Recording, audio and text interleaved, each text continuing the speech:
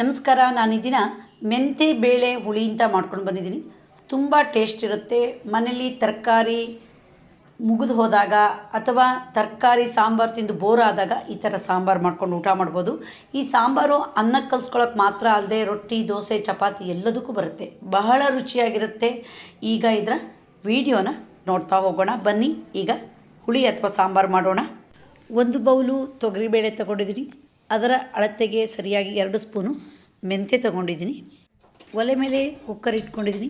ಈಗ ಅಳತೆ ಪ್ರಮಾಣದ 2 ಸ್ಪೂನು ಮೆಂತ್ಯನ ಹಾಕೋಣ.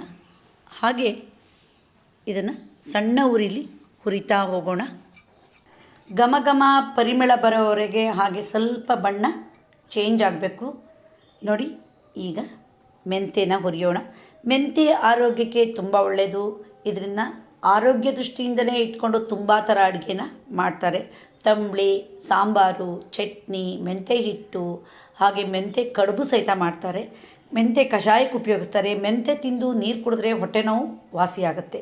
ಈಗ ನೋಡಿ, ಮೆಂತ್ಯ ಹುರಿದಾಯಿತು, ಸ್ವಲ್ಪ ಕೆಂಪಗಾಗಿದೆ. ಈಗ ಗ್ಯಾಸ್ ಆಫ್ ಮಾಡೋಣ, ಸ್ವಲ್ಪ ತಣ್ಣಗಾಗಲಿ. 1 ಬೌಲ್ ತಗೊಂಡಿದ್ದೀನಿ. ಅದಕ್ಕೆ ಅಳತೆ ಪ್ರಮಾಣದ ತೊಗರಿಬೇಳೆನ ಹಾಕೋಣ. ಎಷ್ಟೋ ಜನ ತೊಗರಿಬೇಳೆನ ತೊಳೆದು ಸಾಂಬಾರಿಗೆ ಉಪಯೋಗಿಸಲ್ಲ, ಆದರೆ ಅದರಲ್ಲಿ ತುಂಬ ಪೌಡ್ರ್ ಹಾಕಿರ್ತಾರೆ. ಹೀಗೆ ನೋಡಿ, ನೀರು ಹಾಕಿ ತಿಕ್ಕಿ ತೊಳಿಬೇಕು. ಹೀಗೆ ತೊಳೆದಾಗ ನೋಡಿ ಹಳದಿ ಅಂಶ ಹೇಗೆ ಬರುತ್ತೆ ನೀರಲ್ಲಿ ಅಂತ. ಈಗ ಈ ನೀರನ್ನು ಒಂದು ಪಾತ್ರೆಗೆ ಹಾಕಿ ಚೆಲ್ಲೋಣ. ಮತ್ತೆ ತೊಗರಿಬೇಳೆಗೆ ನೀರು ಹಾಕಿ ತೊಳೆಯೋಣ. 2ನೇ ಸರಿ ತೊಳೆದಾಗ ಅದರಲ್ಲಿ ಆ ಹಳದಿ ಅಂಶ ಬರಬಾರ್ದು, ಆಗ ಪೌಡ್ರಿನ ಅಂಶ ಪೂರ್ತಿ ಹೋಗಿದೆ ಅಂತ ಅರ್ಥ. ಈಗ ನೋಡಿ, ಮತ್ತೆ ನೀರನ್ನು ಚೆಲ್ಲೋಣ. ಇನ್ನು ತೊಗರಿಬೇಳೆನ ಈ ಮೆಂತ್ಯ ಹುರಿದಿರುವ ಕುಕ್ಕರಿಗೆ ಹಾಕಿಬಿಡೋಣ. ಈಗ 1 ಲೋಟದಷ್ಟು ನೀರನ್ನು ಹಾಕೋಣ. ತೊಗರಿಬೇಳೆ ಬೇಯಿಸಬೇಕಾದ್ರೆ ಯಾವಾಗಲೂ ಎಣ್ಣೆ ಹಾಕಬೇಕು, ಅದು ಬೇಗ ಬೇಯುತ್ತೆ, ಹಾಗೆ ರುಚಿನೂ ಹೌದು. 1 ಸ್ಪೂನು ಎಣ್ಣೆನ ಹಾಕೋಣ. ಪರಿಮಳ, ರುಚಿ ಮತ್ತು ಬಣ್ಣಕ್ಕೆ 1/4 ಸ್ಪೂನಷ್ಟು ಅರಿಶಿನ ಹಾಕೋಣ. ಇದರಲ್ಲಿ ಯಾವುದೇ ಪದಾರ್ಥವನ್ನು ಬೇಯಿಸೋಕ್ಕಿಟ್ಟಾಗಲೂ ತಕ್ಷಣ ಮುಚ್ಚಳ ಹಾಕಬಾರ್ದು. ಒಂದು ಕುದಿ ಬರಬೇಕು, ಆವಾಗ ಚೆನ್ನಾಗಿ ಬೇಯುತ್ತೆ. ಈಗ ನೋಡಿ, ಒಂದು ಕುದಿ ಬಂದಾಗಿದೆ. ಹಾಗೆ ಗ್ಯಾಸ್ ಕಿಟ್ಟನ್ನು ಕುಕ್ಕರ್ ಮುಚ್ಚಳಕ್ಕೆ ಹಾಕಬೇಕಾದ್ರೆ ಒಂದು ಸರಿ ನೀರು ಅದ್ದಿ ಹಾಕೋಣ. ಆಗ 3ರಿಂದ 4 ವರ್ಷದವರೆಗೂ ಬಾಳಿಕೆ ಬರುತ್ತೆ. ಈಗ ಕುಕ್ಕರ್ ಮುಚ್ಚಳ ಹಾಕೋಣ. ಹಾಗೆ ವೆಯ್ಟ್ ಹಾಕಿ 2 ವಿಷಲು ಹೋಗಿಸೋಣ. ಈಗ ಮಸಾಲೆ ರೆಡಿ ಮಾಡೋಣ. ಮಿಕ್ಸಿ ಜಾರ್ ತಗೊಂಡಿದ್ದೀನಿ. 4 ಸ್ಪೂನಷ್ಟು ಕಾಯಿ ಹೂನ ಹಾಕೋಣ. ಈ ಸಾಂಬಾರಿಗೆ ಕಾಯಿ ಜಾಸ್ತಿ ಹಾಕೋಲ್ಲ, ರುಚಿ ಆಗೋಲ್ಲ.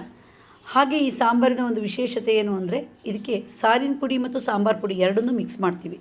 ಈಗ ನಾನು 1/2 ಸ್ಪೂನು ಸಾರಿನ ಪುಡಿ ಹಾಕ್ತೀನಿ.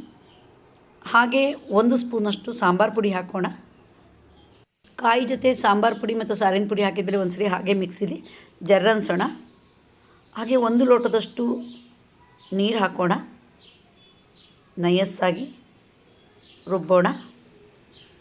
ಈಗ ಮಸಾಲೆ ರೆಡಿ ಆಯಿತು. ಒಲೆ ಮೇಲೆ ಒಂದು ಪಾತ್ರೆ ಇಟ್ಟಿದ್ದೀನಿ. ಈಗ ರುಬ್ಬಿರುವ ಮಸಾಲೆನ ಹಾಕೋಣ. ಈ ಸಾಂಬಾರು ಅಥವಾ ಹುಳಿಗೆ ಮಸಾಲೆನ ಕುದಿಸಿ ಬೆಂದಿರುವ ಬೇಳೆ ಮತ್ತು ತರಕಾರಿ ಹಾಕಿದರೆ ಟೇಸ್ಟ್ ಸ್ವಲ್ಪ ವ್ಯತ್ಯಾಸ ಇರುತ್ತೆ.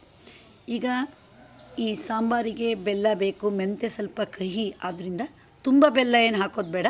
ನಾನಿಲ್ಲಿ 1/2 ಸ್ಪೂನಷ್ಟು ಹಾಕ್ತೀನಿ. ಹಾಗೆ ಒಂದು ಸರಿ ಚೆನ್ನಾಗಿ ಬೆಲ್ಲವನ್ನು ಮಿಕ್ಸ್ ಮಾಡೋಣ. ರುಚಿಗೆ ಉಪ್ಪು ಹಾಕಬೇಕು. ಕಲ್ಲುಪ್ಪು ಹಾಕಿದರೆ ತುಂಬ ಟೇಸ್ಟು. ಹಾಗೆ ಉಪ್ಪು ಹಾಕಾಯಿತು. ಈಗ ಹುಳಿಗೆ ಹುಣಸೆಹಣ್ಣಿನ ರಸವನ್ನು ನಾನು ಮೊದಲೇ ಗ್ಯೂಚಿಟ್ಕೊಂಡಿದ್ದೀನಿ.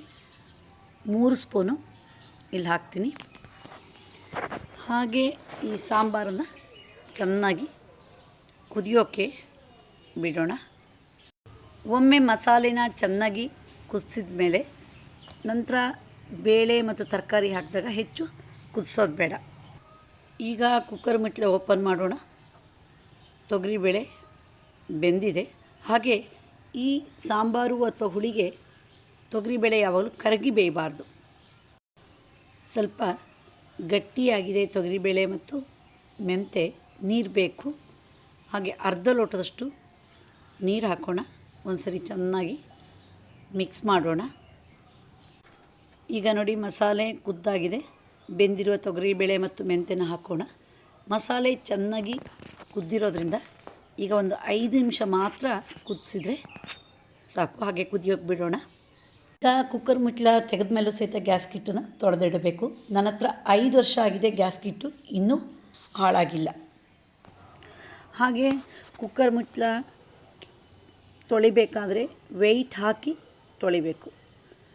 ಹಾಗೆ ಮಾಡಿದಾಗ ಈ ಕುಕ್ಕರಿನ ಭಾಗ ಇದೆಯಲ್ಲ, ಇದು ಸವದು ಹೋಗಲ್ಲ. ಕುಕ್ಕರು ತುಂಬ ದಿನ ಬಾಳಿಕೆ ಬರುತ್ತೆ. ಸಾಮಾನ್ಯವಾಗಿ ಯಾವುದೇ ಸಾಂಬಾರು ಮಾಡಿದರೂ ಅದಕ್ಕೆ ಒಗ್ಗರಣೆ ಹಾಕೋದು ಕಡಿಮೆ ಭಾಳಷ್ಟು ಜನ. ಆದರೆ ಈ ಸಾಂಬಾರಿಗೆ ಒಗ್ಗರಣೆ ಹಾಕಿದರೆ ಅದರ ಪರಿಮಳ, ರುಚಿ ಇನ್ನಷ್ಟು ಜಾಸ್ತಿ ಆಗುತ್ತೆ. ಈ ಸಾಂಬಾರು ಮಾಡಿದ ನಂತರ ಅದರ ಪರಿಮಳ ಅಂದರೆ ಇಡೀ ಅಡುಗೆ ಮನೆ ತುಂಬಿಕೊಂಡಿರುತ್ತೆ. ಇದು ಊಟ ಮಾಡಿದರೆ ಮಾತ್ರ ಗೊತ್ತಾಗೋದು, ಹಾಗೆ ಹೇಳಿದರೆ ಗೊತ್ತಾಗಲ್ಲ. ಈಗ ನೋಡಿ, ಸಾಂಬಾರು ಕುದ್ದಾಯಿತು. ಗ್ಯಾಸ್ ಆಫ್ ಮಾಡೋಣ. ಪರಿಮಳಕ್ಕೊಂದು ಒಗ್ಗರಣೆ ರೆಡಿ ಮಾಡೋಣ. ಒಲೆ ಮೇಲೆ ಒಗ್ಗರಣೆ ಸೋಟಿಟ್ಟಿದ್ದೀನಿ. ಈಗ ಕೊಬ್ಬರಿ ಎಣ್ಣೆ ಹಾಕೋಣ. ಯಾವಾಗಲೂ ಒಗ್ಗರಣೆಗೆ ಕೊಬ್ಬರಿ ಎಣ್ಣೆ ಉಪಯೋಗಿಸಿದರೆ ತುಂಬ ಪರಿಮಳಕ್ಕೆ ಕರಿಬೇವಿನ ಎಲೆಗಳನ್ನು ಹಾಕೋಣ. 1-2 ಒಣಮೆಣಸಿನ್ಕಾಯಿ ಚೂರನ್ನು ಹಾಕೋಣ. ಹಾಗೆ ಪರಿಮಳಕ್ಕೆ ಹಿಂಗೆ ಹಾಕೋಣ. ಹಾಗೆ ಸ್ವಲ್ಪ ಕರಿಬೇವು, ಒಣಮೆಣಸನ್ನ ಫ್ರೈ ಮಾಡೋಣ. ಈಗ ಅರ್ಧ ಸ್ಪೂನಷ್ಟು ಸಾಸಿವೆ ಕಾಳು ಹಾಕೋಣ. ಯಾವಾಗಲೂ ಅಡುಗೆಗೆ ಪರಿಮಳ ಬರಬೇಕು ಅಂದರೆ ಸಾಸಿವೆ ಕಾಳು ಚೆನ್ನಾಗಿ ಚಟ್ಗುಟ್ಟಬೇಕು. ಈಗ ಒಗ್ಗರಣೆ ಫ್ರೈ ಆಯಿತು. ಹಾಗೆ ಗ್ಯಾಸ್ ಆಫ್ ಮಾಡೋಣ. ಈಗ ಒಗ್ಗರಣೆನ ಮೆಂತ್ಯಬೇಳೆ ಹುಳಿಗೆ ಹಾಕೋಣ.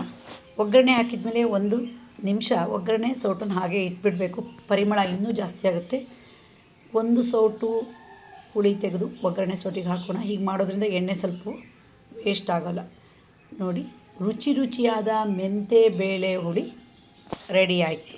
ಯಾವುದೇ ಅಡುಗೆನ ಇಂಡಾಲಿಯಂ ಪಾತ್ರೆ ಅಥವಾ ಕುಕ್ಕರಲ್ಲಿ ಮಾಡಿದರೆ ಹಾಗೆ ಬಿಡಬಾರ್ದು. ಸ್ಟೀಲ್ ಪಾತ್ರೆಗೆ ತೆರಪು ಮಾಡಬೇಕು. ಈಗ ಹುಳಿನ ಸ್ಟೀಲ್ ಪಾತ್ರೆಗೆ ಹಾಕೋಣ. ಇದು ಆರೋಗ್ಯ ದೃಷ್ಟಿಯಿಂದ ತುಂಬ ಒಳ್ಳೆಯದು. ನೋಡಿದ್ರಲ್ಲ, ಮೆಂತ್ಯಬೇಳೆ ಹುಳಿ ಎಷ್ಟು ಸುಲಭವಾಗಿ ಸರಳ ರೀತಿಯಲ್ಲಿ ಮಾಡ್ಬೋದು ಅಂತ. ಬಹಳ ರುಚಿಯಾಗಿರುತ್ತೆ. ಒಂದು ಸರಿ ಈ ಹುಳಿ ಮಾಡಿದರೆ ಮತ್ತೆ ಊಟ ಮಾಡೋಣ ಅಂತ ಅನಿಸುತ್ತೆ. ನೋಡಿದ್ರಲ್ಲ ಈ ವಿಡಿಯೋ, ನೀವು ಒಮ್ಮೆ ಟ್ರೈ ಮಾಡಿ ಇದರ ರುಚಿಯನ್ನು ಸವಿಯಿರಿ. ನಿಮಗೆ ಈ ವಿಡಿಯೋ ಇಷ್ಟ ಆದರೆ ಲೈಕ್ ಮಾಡಿ, ಶೇರ್ ಮಾಡಿ, ಸಬ್ಸ್ಕ್ರೈಬ್ ಮಾಡಿ. ಧನ್ಯವಾದಗಳು.